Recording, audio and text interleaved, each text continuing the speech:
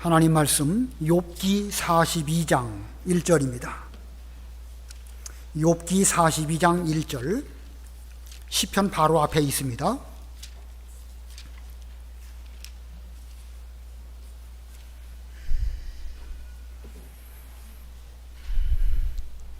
욥기 42장 1절, 욥이 여호와께 대답하여 이르되 주께서는 못하실 일이 없사오며 무슨 계획이든지 못 이루실 것이 없는 줄 아오니 무지한 말로 이치를 가리는 자가 누구니이까? 나는 깨닫지도 못한 일을 말하였고 스스로 알 수도 없고 헤아리기도 어려운 일을 말하였나이다. 내가 말하겠사오니 주는 들으시고 내가 주께 묻겠사오니 주여 내게 알게 하옵소서. 내가 주께 대하여 귀로 듣기만 하였사오나 이제는 눈으로 주를 배옵나이다. 그러므로 내가 스스로 거두어드리고 티끌과 제 가운데에서 회개하나이다. 거기까지 봉독합니다. 우리가 공과 공부를 하는데 지난번까지는 열왕기 상하까지를 배웠고 쭉 건너뛰고 이제 욥기를 오늘 이 한 장으로 끝을 냅니다. 한 장 한 시간으로 욥기를 다 알아야 되겠는데 쉽지 않지만 그래도 공과의 편지가 그러니까 그냥 오늘 본문도 본문이지만 욥기 전체를 좀 개괄적으로라도 우리가 알고 넘어갈 필요가 있을 것입니다. 오늘 여기 6절에 욥이 티끌과 재 가운데 앉아서 회개합니다 라고 하였습니다. 이 말씀에 의해서 오늘 제목은 욥의 회개입니다. 욥의 회개. 이 욥기는 42장이나 되는 제법 긴 성경이지만 이 전체 안에 율법이라는 단어가 단 한 번도 나오지 않습니다. 그런 면으로 볼 때 이 욥기는 율법을 받은 모세 이전 사람이라는 것을 증거합니다. 모세가 활동했던 그 시점보다 그 이전에 기록된 성경입니다. 욥은 또 자기 식구들을 위해서 제사장으로서 제사를 드렸고 또 여기 42장 뒷부분에 가면 자기 친구들을 위해서 또 제사장으로서 제사를 드렸습니다. 이거 보면 그는 아브라함이나 이삭, 야곱과 같이 그 당대의 족장으로서 제사장 직분도 함께 감당하고 살았던 그런 사람입니다. 더군다나 그는 가나안 땅 사람이 아니라 우수 땅, 동방 사람인 것을 볼 때에 이 아브라함이 본토를 떠나왔던 그 지역 사람일 것으로 생각이 되어집니다. 자, 그래서 이 욥기라는 성경이 66권인데 그 66권 가운데에서 가장 먼저 기록된 성경이 바로 욥기입니다. 무슨 뜻인지 이해가 되시나요? 창세기, 하나님의 창조와 노아 홍수와 이런 내용들이 기록이 되었지만 창세기를 누가 기록을 했죠? 모세가 기록했습니다. 그러므로 모세가 살았던 그 시대에 기록했던 창세기보다도 기록 시점으로 보면, 내용으로 보면은야 창세기의 내용이 더 그 고대의 일이지만 그 기록한 시점으로 보면 욥기는 모든 성경 가운데 가장 오래전에 기록된 성경입니다. 자, 그 내용에 있어서 욥기가 그 아담이나 노아 등에 대한 기록이 창세기에 있지만 시기적으로 본다고 하면 욥기가 먼저 기록된 것이다. 욥은 어떤 사람일까? 욥기 1장 1절에 보면 그는 순결하고 정직하며 하나님을 경외하며 악에서 떠난 자라 이렇게 기록하고 있습니다. 그가 얼마나 순전하고 정직하고 흠이 없는 완전한 사람인지를 욥기 1장 1절에서부터 시작을 하고 있고 심지어 사탄이 와가지고 하나님께 대해서 욥에 대하여 어떤 허물을 들춰내는 그런 말을 할 때에도 하나님께서 그 사탄에게 직접 욥이야말로 순전하고 정직하고 하나님을 경외하고 악에서 떠난 사람이다 이렇게 말씀하십니다. 욥기 1장 8절 읽어보세요. 욥기 1장 8절 여호와께서 사탄에게 이르시되 내가 내 종 욥을 주의하여 보았느냐 그와 같이 온전하고 정직하여 하나님을 경외하며 악에서 떠난 자는 세상에 없느니라. 예, 여호와께서 사탄에게 이렇게 말씀하십니다. 이렇게 말씀하실 때에 하나님의 그 마음은 대단히 자랑스럽고 기쁘셨을 것입니다. 욥 같은 사람이 있다. 욥 같은 사람이 있어가지고 순전하고 정직하고 하나님을 경외하고 악에서 떠났는데 너는 그런 사람 본 적이 있느냐? 그 사람이 바로 나를 이렇게 잘 경외하느니라. 하나님은 기쁘신 마음으로 욥에게 대해서 이렇게 말씀하셨습니다. 하나님의 허락 가운데 이제 욥이 사탄으로 말미암아 큰 고난을 당합니다. 모든 재산과 자기 10명의 자녀들이 다 죽는 일을 당했지만 그는 범죄하지 않았고 여전히 자신의 온전함을 끝까지 지켰습니다. 욥기 2장 3절 읽어보세요. 욥기 2장 3절. 여호와께서 사탄에게 이르시되 내가 내 종 욥을 주의하여 보았느냐? 그와 같이 온전하고 정직하여 하나님을 경외하며 악에서 떠난 자가 세상에 없느니라. 내가 나를 충동하여 까닭 없이 그를 치게 하였어도 그가 여전히 자기의 온전함을 굳게 지켰느니라. 예, 사탄으로 말미암아 까닭 없이 욥이 고난을 당했지만 그는 여전히 범죄하지 아니하고 순전하고 정직하고 하나님 경외하고 악에서 떠났다. 하나님께서는 다시 또 그렇게 말씀하신 것입니다. 자, 그럼에도 불구하고 사탄이 계속해서 욥으로 하여금 시험 들게 해서 욥의 온몸에 종기가 납니다. 그래서 그는 재와 티끌 가운데 앉아서 질그릇 조각으로 자신의 몸을 푹푹 긁는 이런 가운데서도 자기 신앙을 끝까지 지켰습니다. 욥이 어디에 앉았다고 그랬죠? 티끌과 재 위에 앉아서, 하나님 앞에 티끌과 재 위에 앉았다는 말은 그가 회개했다는 말입니다. 2장에서부터 그는 티끌과 재 위에 앉아서 하나님 앞에 자신의 죄를 찾고 회개하는 심정으로 하나님 앞에서 제가 무슨 죄를 지었습니까? 이런 심정으로 있었는데 불가피하게 육신의 몸이 병들었기 때문에 기와장으로 자신의 몸을 긁는 가운데에서 그런 속에서도 그는 끝까지 자기 신앙을 온전히 지켰습니다. 그것도 한번 읽어보겠습니다. 티끌과 재 위에 앉아서 2장 8절 읽어보세요. 2장 8절. 욥이 재 가운데 앉아서 질그릇 조각을 가져다가 몸을 긁고 있더니, 예, 그 다음에 10절 읽어보세요. 그가 이르되 그대의 말이 한 어리석은 여자의 말 같도다. 우리가 하나님께 복을 받았은즉 화도 받지 아니하겠느냐 하고 이 모든 일에 욥이 입술로 범죄하지 아니하니라. 예, 지금 욥은 극심한 고난 가운데 있습니다. 심지어 그 아내가 와가지고 욥을 충동하면서 차라리 저주하고 죽어라, 무슨 하나님을 이렇게 찾고 그러느냐, 이렇게 말할 때에 그는 너의 말은 어리석은 여자의 말 같구나. 하나님께서 우리에게 복을 주신다고 하면 마땅히 화도 주실진데 그 화가 하나님으로 말미암은 것이라고 하면 마땅히 받아야 되지 않겠느냐. 욥은 그렇게 답을 한 것입니다. 자, 욥의 그 정신을 잘 보세요. 욥은 하나님의 주권을 지금 확실하게 믿고 있습니까? 안 믿고 있습니까? 확실히 믿고 있습니다. 하나님은 우리에게 복도 주시거니와 화도 주시는 분이시다. 하나님이 하나님의 뜻대로 하신다고 하면 마땅히 받는 것이 마땅한 것이지 무슨 어리석게 하나님을 저주하고 죽는다는 등 이런 말을 하느냐. 욥은 분명하게 하나님의 주권을 믿었습니다. 흔들리지 않았던 것입니다. 욥이 고난당한다는 이런 말이 이제 소문이 나서 욥의 아주 가까운 친구들이 멀리서부터 그에게 찾아옵니다. 욥이 고난당한 모습을 친구들은 멀리서부터 바라보는 그 순간부터 기가 막힙니다. 어쩌다가 욥이 저렇게 되었는가. 욥의 친구들이 함께 땅바닥에 주저앉아가지고 7일 동안 울면서 한마디 말도 못하고 함께 슬픔에 동참한 그런 친구들이었습니다. 좋은 친구들이죠. 그러다가 이제 욥기 3장에서부터 37장까지 욥과 욥의 친구들의 대화가 길게 기록되어져 있습니다. 여전히 욥은 티끌과 재 위에 앉아있고 욥의 친구들은 욥에게 대해서 여러 말로 위로하기 위하여 그에게 말하면서 욥에게 말합니다. 너에게 죄가 없기 때문에 이런 일이 일어나는 것은 아닐 것이다. 분명 내가 죄를 지었으니까 하나님께서 너에게 이런 그 형벌을 내리신 것이 아니겠느냐. 내 죄를 한번 찾아봐라.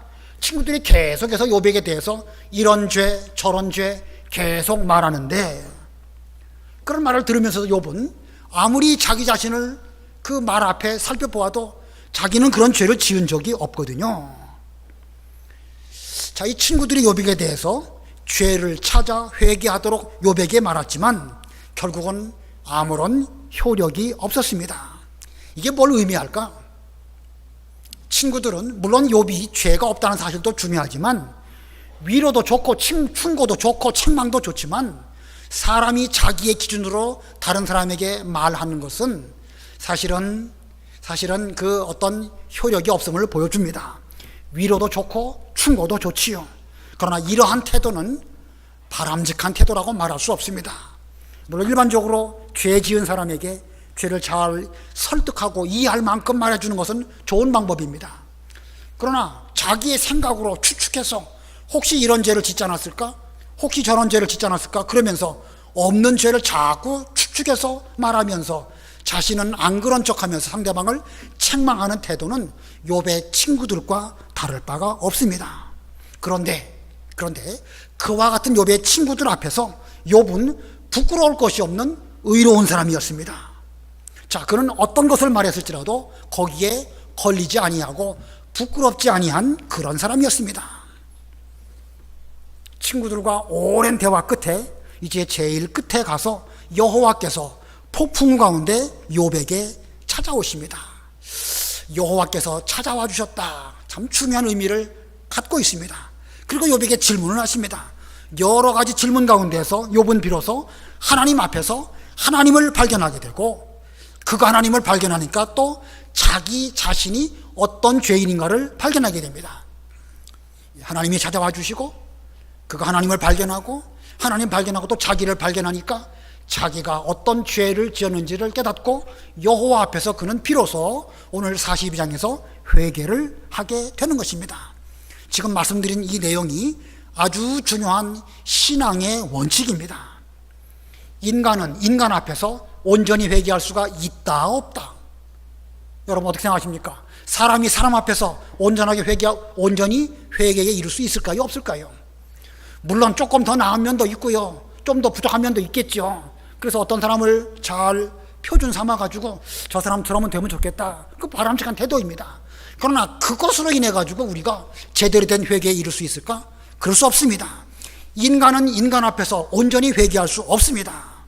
이게 이 욥기의 첫 번째 그 원칙이라고 하면, 참된 회개에 이르기 위해서는 하나님이 먼저 우리에게 찾아와 주셔야 됩니다.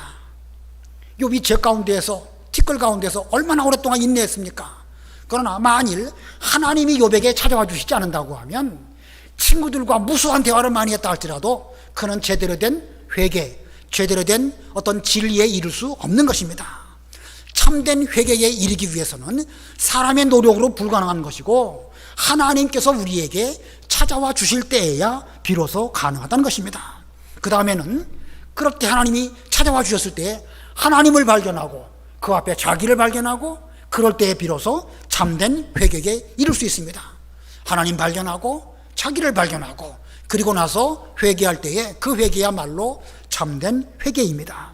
자, 오늘 이것이 전체적인 욥기의 대주제라고 한다고 하면, 오늘 이 하나님께서 욥에게 찾아오셨는데 찾아오신 하나님을 통하여 욥은 하나님을 발견하고 자기를 발견하고 그리고 회개합니다. 보면 그게 오늘 본문의 내용인데 그것에 대해서만 살펴보도록 하겠습니다. 자, 첫 번째 대지로 하나님 발견입니다. 하나님 발견.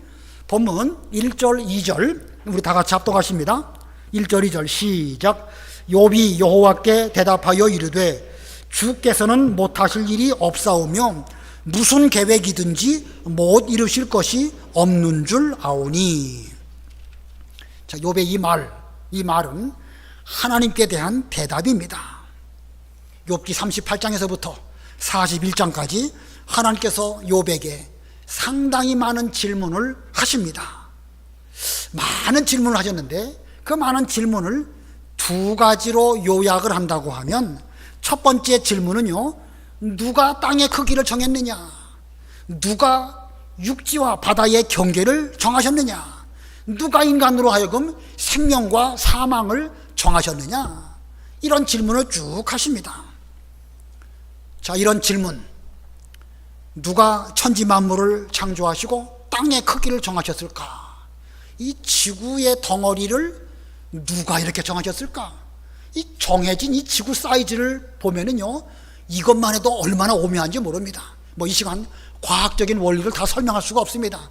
태양의 크기, 지구의 크기, 달의 크기, 목성의 크기, 이런 전체 우주적인 관점으로 볼 때에 지구의 이 사이즈는요, 사람이 살기에 너무너무 적합한, 하나님이 딱 맞게 창조하신 이런 것을 이 하나님은 욥에게 질문하십니다. 누가 이 땅의 크기를 정했느냐?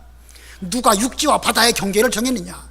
바다의 크기가 어떻고 육지의 크기가 어떻고, 그것도 얼마나 오묘하게 정해졌는지 모릅니다. 그것도 과학적으로 이 시간 다 설명할 수가 없습니다. 지구의 습도 문제, 온도 문제, 이런 것들이 사람에게 아주 적합하게 살기 좋은, 이렇게 정하신 분이 누구시냐? 인간의 생명과 그리고 죽음, 누가 정하셨는가? 이런 하나님의 질문들은 욥으로 하여금 무엇을 깨닫게 하는 것이지요? 누가 이 모든 일을 주관하신다? 하나님이 주관하신다. 곧 하나님의 주권을 지금 하나님이 질문하신 것입니다. 자, 하나님의 주권으로 이 땅의 크기도 정하시고 바다와 육지의 경계도 정하시고 사람의 살고 죽는 것도 정하셨다. 하나님의 주권 가운데 되어졌다. 욥이 고난 당하는 거, 욥의 그 아들 딸이 죽고 모든 재물을 다 잃어버린 거, 하나님의 주권 가운데 이루어진 것이다 라는 것을 깨닫게 하시려고, 하나님의 주권을 설명하시려고 이런 질문을 하신 것입니다. 그 다음에 또 두 번째 질문은요, 여러 질문 가운데 두 번째 종류의 질문들은 사자가 숲속에 웅크릴 때에 무엇으로 그 사자들을 먹게 하시는가? 누가 그 사자들로 사냥하게 하시는가? 사자가 아주 강하고 대단한 것처럼 보여도요, 굶어 죽은 사자가 엄청나게 많습니다. 왜 그러겠죠? 하나님이 먹을 것 주시지 아니하시면 그것들도 굶어 죽는 것입니다. 까마귀 새끼가 먹을 것이 없어서 허우적거릴 때에 그들에게 먹이를 주시는 분이 누구신지 내가 한번 말해보아라. 까마귀 새끼들, 까마귀 새끼니까 갓 알에서 부화해가지고 이거 먹을 거 달라고 짹짹거리긴 하는데, 그것들이 허우적거릴 때에 무엇이 그들에게 먹을 걸 주지요? 까마귀 어미가 주지만 하나님이 까마귀 어미에게 그렇게 먹이를 구할 수 있도록 허락하지 않으신다면 까마귀 어미라도 어쩔 수 없는 것입니다. 결국은 그것들도 죽을 수밖에 없습니다. 그 외에 하나님의 질문은 산염소, 들나귀, 타조, 하마, 악어, 누구 덕분에 그것들이 살아가느냐 하고 계속해서 질문하십니다. 자, 무엇 때문에 그것들이 살아가고 있죠? 누구의 은혜로? 하나님의 은혜로 사는 것입니다. 이런 질문들은 욥으로 하여금 하나님의 은혜로 천지 만물의 모든 것들이 살아가고 있다, 이걸 깨닫게 하시는 것입니다. 하나님의 많은 질문들, 욥기 38장에서부터 41장까지 나오는 모든 그 질문들을 통해서 욥으로 하여금 두 가지를 깨닫게 하십니다. 하나님의 주권, 그리고 두 번째는 하나님의 은혜입니다. 욥이 고난 당하기 전에 하나님의 주권 모르지 않았습니다. 아까 그랬잖아요. 복도 주신다고 하면 화도 당연히 주시겠지. 욥은 그렇게 알았습니다. 그러나 그것은 고난 당하기 이전에 욥이 알았던 것이고, 그는 이 고난을 체험하면서 참으로 하나님이야말로 나에게 대해서 이런 여러 가지 일들을 얼마든지 하실 수 있으시다. 하나님이 내게 이런 고난을 겪게 하신다고 하면 나는 마땅히 그 고난을 기쁨으로 받겠습니다. 욥은 지금까지 기쁨으로 그 고난을 받으려는 이런 그 준비가 안 돼 있었습니다. 왜냐하면 이 고난이 어떻게 해서 왔는지 몰랐기 때문에. 그러나 지금 하나님을 만나고 나니까 하나님으로 말미암아 이 고난이 왔구나, 하나님의 주권 가운데 제가 고난 당한다고 하면 아들이 죽는다 할지라도, 제 몸이 죽는다 할지라도 이 고난 기쁘게 받겠습니다. 이런 것을 깨닫게 하시려고 하나님은 욥에게 이 고난을 겪게 하신 것입니다. 그런데 그가 이렇게 쫄딱 망하고 몸이 병들고 여러 가지 어려운 가운데 있지만 누가 또 은혜를 베풀어서 살게 해주시면 살 수 있겠습니까? 하나님이십니다. 들나귀, 암나귀, 악어, 하마, 별의별 것들, 까마귀 새끼까지 하나님의 은혜로 다 살게 해주신다고 하면 병 걸려 죽을 수밖에 없는 욥에게 대해서 하나님 은혜 베풀어 주시면 저 살 수 있을 줄 믿습니다. 자, 하나님의 주권과 하나님의 은혜를 비로소 발견한 욥은 본문 2절에서 주께서는 못하실 일이 없사오며 무슨 계획이시든지 못 이루실 것이 없음을 알았습니다. 이렇게 고백을 합니다. 이 말씀은 지금까지 제가 겪은 모든 일, 하나님의 주권 속에서 이루어졌습니다. 앞으로 하나님께서 저에게, 미천한 저에게도 은혜를 베풀어 주신다고 하면 얼마든지 살 수 있을 줄을 믿습니다. 더 이상 낙심하지 말고, 더 이상 고난 때문에 힘들어하지 말고 하나님의 은혜를 구하면서 살겠습니다. 이런 뜻으로 이전의 말씀을 고백을 한 것입니다.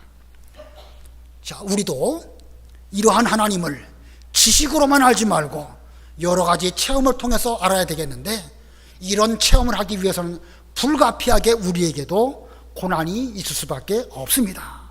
아무쪼록 여러분들이 여러 고난을 겪으실 때에 하나님의 음성을 들으시고 하나님의 그 뜻을, 하나님을 발견하시는 가운데에서 하나님의 주권, 하나님의 은혜, 이걸 잘 깨닫게 되시는 우리가 다 되어야 되겠습니다. 그 다음에 두 번째로, 먼저는 하나님 발견이고 두 번째는 자기 발견입니다. 자기 발견. 욥은 사람 앞에서 순전했고 조금도 부끄러움이 없는 사람이었습니다. 욥기 27장에 보면 그는 죽을 때까지 자신의 순전함을 끝까지 붙잡고 놓지 않겠다, 이렇게 말을 합니다. 이것은 생략하겠습니다. 욥기 27장 5절 6절인데 생략하고, 그러면서 욥이 자기의 그 의로움을 가지고 하나님 앞에서도 저는 의인입니다, 이렇게 말할 수 있을까? 욥은 순전하고 정직하고 하나님 경외하고 악에서 떠났고 친구들이 여러 번 말할 때에도 나는 끝까지 내 의를 붙잡겠다, 이렇게 결심했는데, 그러한 욥이 하나님 앞에서 저는 의인입니다, 저는 제 의를 끝까지 붙잡겠습니다 라고 말할 수 있을까요? 없을까요? 없지요. 예, 당연히 없습니다. 천하 어떤 인간도 하나님 앞에서 자기 의를 자랑할 수는 없습니다. 그래서 욥은 3절과 같이, 오늘 본문 3절과 같이 자기에 대해서 말합니다. 3절 다 같이 합독하십니다. 시작. 무지한 말로 이치를 가리는 자가 누구니이까? 나는 깨닫지도 못한 일을 말하였고 스스로 알 수도 없고 헤아리기도 어려운 일을 말하였나이다. 무지한 말로 이치를 가리는 자가 누구니이까? 지금 누구를 두고 한 말이죠? 자기 친구들을 두고 하는 말입니까? 자기 자신을 두고 하는 말입니까? 자기 자신을 두고 하는 말입니다. 하나님을 발견하고 보니까 무슨 나는 의롭습니다, 의를 끝까지 붙잡겠습니다 라고 사람들에게 말했지만, 적어도 하나님 앞에서는 그렇게 말할 수 없음을 깨닫고, 그것은 무지한 말일 뿐입니다. 저는 지금까지 깨닫지도 못한 일을 말하였고 스스로 알 수도 없고 헤아리기도 어려운 말을 말하였습니다. 하나님, 제 말 잘못했습니다, 이런 뜻입니다. 이와 같은 욥의 답은 욥기 38장에 보면 하나님이 폭풍 가운데 욥에게 찾아와 주셔가지고 질문을 하시면서 너 한번 대답해 보아라, 이렇게 말씀하십니다. 그거 읽어보겠습니다. 38장 1절로 3절 읽어보세요. 욥기 38장 1절. 그때에 여호와께서 폭풍우 가운데서 욥에게 말씀하여 이르시되 무지한 말로 생각을 어둡게 하는 자가 누구냐? 너는 대장부처럼 허리를 묶고 내가 내게 묻는 것을 대답할지니라. 예, 무지한 말로 생각을 어둡게 하는 자가 누구냐? 너 욥은 한번 자신 있게 대장부처럼 허리를 동이고 하나님 앞에서 한번 말해보아라. 말하라고 하셨으니 말을 안 할 수는 없고, 하나님 말씀을 쭉 들어보니까 하나님의 주권도 발견하고 은혜도 발견하고 자기야말로 까마귀 새끼만도 못한 이런 존재인 것을 발견하니까 유구무원입니다. 그래서 그는 답을 안 할 수 없으니까 본문 3절에처럼 무지한 말로 이치를 가리는 자가 누구겠습니까? 하나님, 저입니다. 저는 스스로 어리석은 알 수도 없는 그런 말을 한 그런 사람입니다. 자, 하나님을 발견하니까 하나님 앞에서 제대로 자기를 발견하게 된 것입니다. 하나님을 발견하니까 비로소 자기를 발견한 것입니다. 이와 같이 하나님을 발견하는 일은 대단히 중요한 일입니다. 바리새인과 세리 두 사람이 함께 성전에 기도하러 갔습니다. 바리새인은 뭐라고 기도하죠? 저는 저 세리와 같지 않은 것을 감사합니다. 저는 일주일에 2번씩 금식하고 11조도 꼬박꼬박 잘 드립니다. 하나님, 저는 저 세리 같지 않은 거 감사합니다. 지금 바리새인은 누구 앞에서 기도하고 있죠? 바리새인 누구 앞에서 기도하고 있습니까? 기도를 한다고 하지만 그는 세리 앞에서 기도를 하는 것입니다. 하나님 앞에서 기도한 게 아니에요. 그러나 세리는 뭐라고 말하죠? 감히 하늘을 우러러 쳐다보지도 못하면서 하나님, 저는 죄인입니다. 저를 불쌍히 여겨 주시옵소서. 세리는 지금 누구 앞에서 기도하고 있죠? 하나님 앞에서 기도한 것입니다. 바리새인과 세리, 인간적으로 볼 때에는 바리새인이 훨씬 더 믿음이 좋고 훨씬 더 의로운 것처럼 보이지만 하나님 앞에서 볼 때에는 도토리 키재기고 거기서 거기입니다. 하나님께서는 세리의 기도를 인정하셔서 세리는 기쁨으로 자기 집으로 돌아갔지만 바리새인은 하나님께 인정받지 못했습니다. 왜 그런가? 바리새인은 하나님을 발견하지 못하고 여전히 사람 앞에서 자신의 의를 자랑하다가 옳지 못한 기도, 자기 의를 자랑하는 그런 기도를 한 것이고, 세리는 자기의 의를 버리고 자신은 죄인으로 깨닫고 하나님 앞에 회개하는 그런 기도를 했기 때문에 하나님께 옳다 인정함을 받게 된 것입니다. 만일 욥도 친구들과 더불어서 계속 지금까지 말싸움을 해왔는데 사람들 앞에서, 자기 친구들 앞에서 자기 의를 자랑하듯 여전히 하나님 앞에서 저는 제 의를 끝까지 붙들겠습니다, 고난이 와도 저는 저의 의로운 모습을 잘 유지하겠습니다, 이렇게 말했다고 하면 욥도 바리새인과 다를 바가 없습니다. 우리 모두는 사람 앞에 의로워야 됩니다. 욥이나 바리새인처럼 사람 앞에 흠이 없어야 되고 우리는 부끄럽지 않아야 됩니다. 그러나 자기의 의는 하나님 앞에서 대단히 무서운 것이고 대단히 위험한 것인 줄 알고 자기 의를 버릴 수 있는 우리가 되어야 됩니다. 자, 무슨 말씀인지 이해가 되시죠? 우리는 부끄럽지 않아야 됩니다. 사람 앞에서도 우리는 허물 없는 깨끗한 사람으로 살려고 노력을 해야 됩니다. 그러나 하나님 앞에 설 때마다 자신의 죄를 발견하고 자신의 의를 내려놓고 하나님의 그 의를 받는 이런 우리가 되지 않는다고 하면 우리는 제대로 된 기도, 제대로 된 성도 될 수가 없습니다. 이 자기 의를 부인하는 것, 자기 자신을 부인하는 것이야말로 대단히 어려운 것이고 최고 신앙의 단계라고 할 수가 있습니다. 욥이 지금 이 42장까지 쭉 오면서 얼마나 긴 고난을 겪습니까? 그러나 그런 마침내 자기 의를 부인하는 이런 단계까지 이르게 된 것입니다. 이만큼 자기를 부인한다는 것이 쉽지가 않습니다. 자기의 의, 양날의 칼과 같습니다. 자기 의는 필요해요. 우리는 깨끗하고 부끄럽지 않는 이런 사람이 되어야 됩니다. 근데 그거 가지고 뭐 한복 보려고 했다가는 하나님 앞에 오히려 화를 당할 수밖에 없습니다. 우리는 반드시 사람 앞에 의롭게 되도록 해야 되겠지만 그거 자랑하면 망하는 줄 알고 자기 의를 끝까지 욥처럼 부인할 수 있는 이런 우리가 되어야 되겠습니다. 그 다음에 세 번째 욥의 회개의 세 번째는 그리스도의 의를 믿고 회개한 것입니다. 그리스도의 의를 믿고 회개했다. 본문 4절 5절 읽어보세요. 4절 내가 말하겠사오니 주는 들으시고 내가 주께 묻겠사오니 주여 내게 알게 하옵소서. 내가 주께 대하여 귀로 듣기만 하였사오나 이제는 눈으로 주를 배움나이다. 욥이 아까 말씀드린 것처럼 아주 오래된 사람이라고 했는데 그가 그리스도를 알았을까요? 몰랐을까요?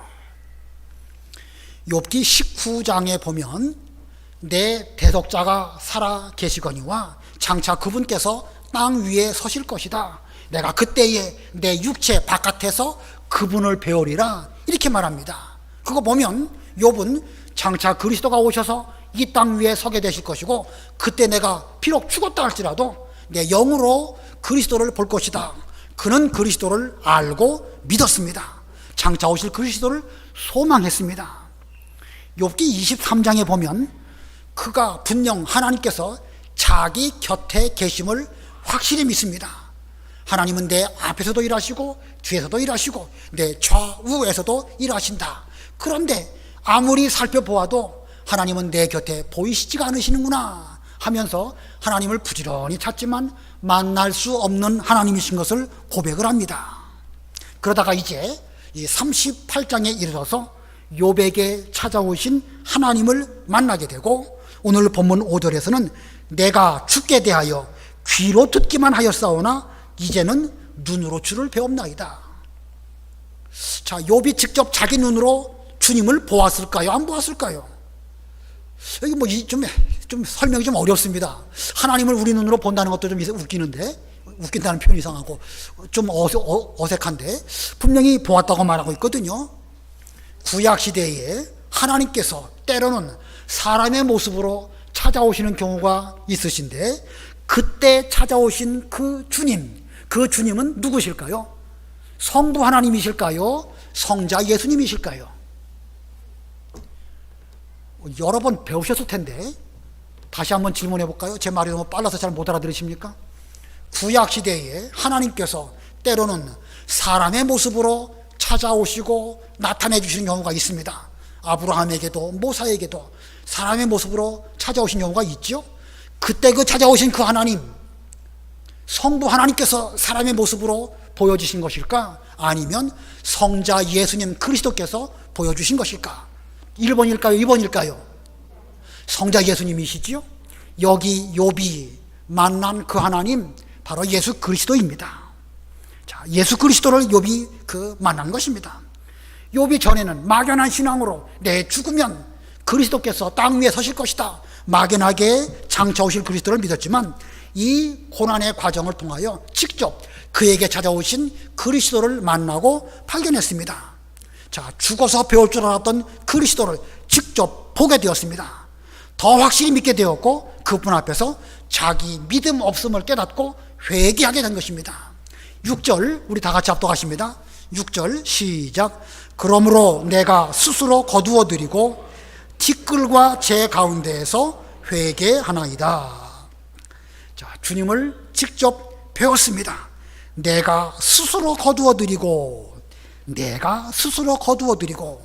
옛날 개역 성경에는 내가 스스로 한탄하고 그런 뜻입니다. 개역 성경에는. 그리고 바른 성경에는 내가 스스로 부끄럽게 여기고. 주님을 직접 배웠고 나니까 저의 모습이 너무나 부끄럽습니다. 제 의를 가지고 지금까지 자랑했는데 이게 너무너무나 부끄럽습니다. 그래서 티끌과 제 위에 앉아서 회개합니다. 어디에 앉아서요? 티끌과 제 위에 앉아서 회개합니다. 아까 2장에서 욥이 티끌과 제 위에 앉아서 그는 고난을 받기 시작하지요. 그랬던 욥이 티끌과 제 위에서 고난을 다 당하고 티끌과 제 위에서 그리스도를 만나고 티끌과 제 위에서 하나님 만나고 자기 발견하고 그리고 비로소 회개에 이르게 된 것입니다. 자, 이 티끌과 채 고난을 의미하기도 하고 회개하는 자리이기도 하고 기도하는 자리이기도 합니다. 쉽지 않아요. 오랜 기간 동안 기도하는 자리에서 자기를 발견하고 회개한다는 거 쉽지가 않습니다. 친구들이 와갖고 이 말하고 또 다른 친구가 저 말하고 이거 뭐 귀찮습니다. 일일이 다 대꾸하기도 어렵습니다. 그런데 그런 고난을 인내하면서 욥이 잘 견디니까 마지막 하나님께서 그에게 찾아와 주시고 그리스도의 의를 그에게 입혀주시고 그리스도의 앞에서 자신을 보니까 자신은 너무너무 부끄러운 걸 발견하고 철저하게 회개하는 그 자리에까지 이르게 된 것입니다. 욥은 지금까지 자기는 죄 없다고 강하게 변론했지만 이제는 그것을 스스로 부끄럽게 여기면서 자기 의를 벗어버리고 누구의 의를 덧입은 것이지요? 예수 그리스도의 의를 그는 덧입은 것입니다. 이게 회개입니다. 죄를 뉘우치는 것도 회개고 여러 종류의 회개가 있겠지만 욥에게 있어서 그는 순전하고 정직하고 하나님 경외하고 악에서 떠난 그런 사람이었지만 그가 회개해서 이르러야 할 그 최고의 그것은요, 자신의 모든 것을 다 내려놓고 그리스도의 의를 받아들이는 이 회개에 비로소 이르게 된 것입니다. 그래서 마침내 하나님께서 욥을 인정해 주시고 그에게 제사장 직분을 행하도록 하십니다. 욥의 친구들로 하여금 책망하시면서 너희들은 욥에게 가서 욥을 제사장 삼아서 제사를 드려라. 하나님은 그 제사를 기쁘게 받으시고 욥에게 복을 주십니다. 10절 읽어보세요. 10절 욥이 그의 친구들을 위하여 기도할 때 여호와께서 욥의 공경을 돌이키시고 여호와께서 욥에게 이전 모든 소유보다 갑절이나 주신지라. 욥이 그의 친구들을 위하여 기도할 때에, 여기서 기도는요 제사를 드렸다는 말씀입니다. 그 앞부분을 쭉 보시면 친구들이 재물을 가지고 욥을 통해서 하나님께 제사를 드리는데 그 제사를 통하여 욥이 기도를 드리니까 그 여호와께서 욥의 기도를 받아주시고 그의 곤경에서 돌이키시고 그에게 갑절의 그 모든 소유를 주셨다. 갑절의 복을 주셨다.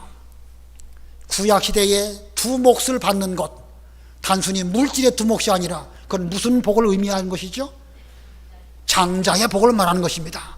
예, 갑절의 복이라는 것은 물질 두 배 받는 것뿐만 아니라 장자의 복, 장자의 복은 곧 그리스도의 신앙의 계대를 이어가는 그런 복을 하나님께서 욥에게 주셨다, 그런 뜻입니다.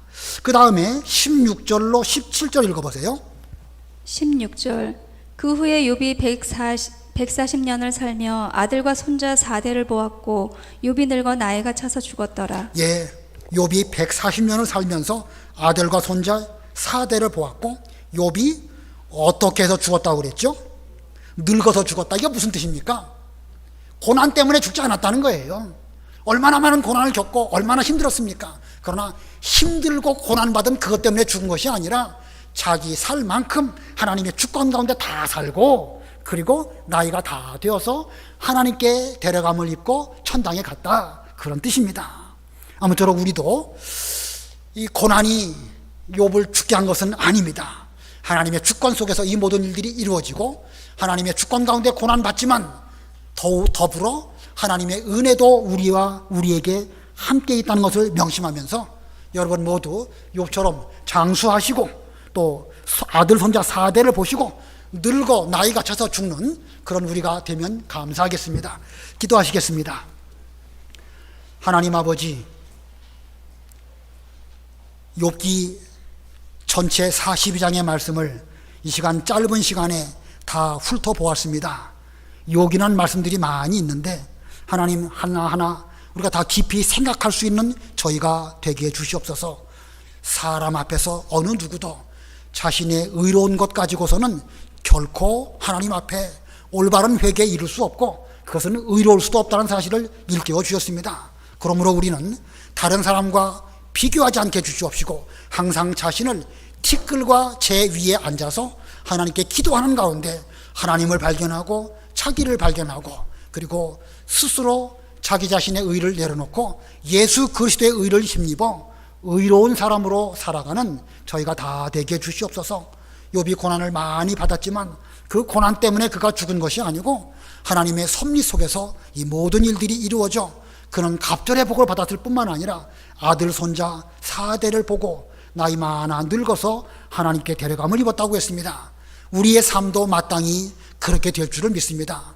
하나님의 주권 가운데 그렇게 됨을 믿는 믿음 안에서 하나님의 은혜로 오늘도 살고 또 내일도 하나님의 은혜로 매일매일 기뻐하며 감사할 수 있는 우리의 나날들이 되게 해 주시옵소서. 예수님의 이름으로 기도드리옵나이다. 아멘.